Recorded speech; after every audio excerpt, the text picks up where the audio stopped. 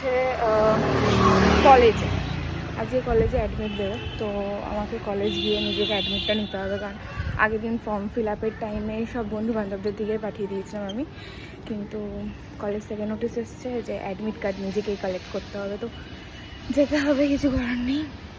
চলো যাই, অফিসে ঢুকি, এবার কাজ বাজ করে বেরোবো। বাই। অফিসে হাফ ডে করে আমি বেরিয়ে গেছিলাম কলেজে যাওয়ার জন্য।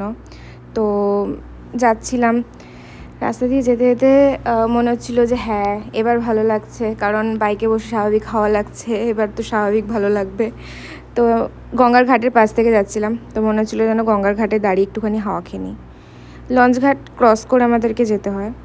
তো আজকে এতটা হাওয়া দিচ্ছিল ঘাটে, মানে জোয়ার ছিল মেবি। তো হাওয়া খেতে খেতে পৌঁছে গেছিলাম ওই পারে ধোবিঘাটে। তো ওখান থেকে ধোবিঘাট থেকে আমাদেরকে যেতে হয় অ্যাকচুয়ালি ক্যান্টনমেন্টের ভিতর থেকে। তো ধোবিঘাট ক্রস করছিলাম আমরা, আর ক্যান্টনমেন্টের ভিতরটা আমার এত ভালো লাগে, মানে এত ক্লিন। আমি সত্যি মানে আমি ব্যারাকপুরের ফ্যান। বাইকে যেতে যেতে ভাবছিলাম যে আবার 29 তারিখ থেকে আমাদেরকে রেগুলার বেসিসে না, মানে 29, 30 অ্যান্ড 1, 2, 3 এই কটা দিন আমাকে কলেজে রেগুলার বেসিসেই প্রায় আসতে হবে, কারণ আমাদের এক্সাম আছে। অনেক দিন পরে কলেজ আসলাম, তো দেখলাম যে কলেজে এই স্টেজটা খুবই সুন্দর বানিয়েছে।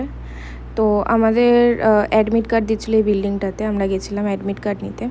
অ্যাডমিট কার্ড নেওয়ার পরে আমরা বন্ধুরা মিলে সব এখানে বসে আড্ডা মারছিলাম ক্যান্টিনে বসে, যে কে ফেল করবে, কে পাস করবে, কী সিলেবাস আছে, কী না সিলেবাস নেই, সব কিছু আমরা আর কি আলোচনা করছিলাম। তো সব কিছু আলোচনা করার পরে আমরা একটুখানি হাঁটছিলাম কলেজ ক্যাম্পাসটাতে।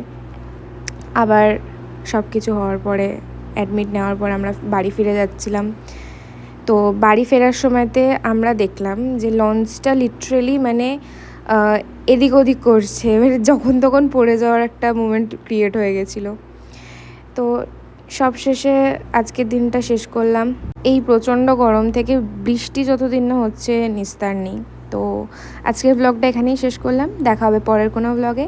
আজকের জন্য বাই।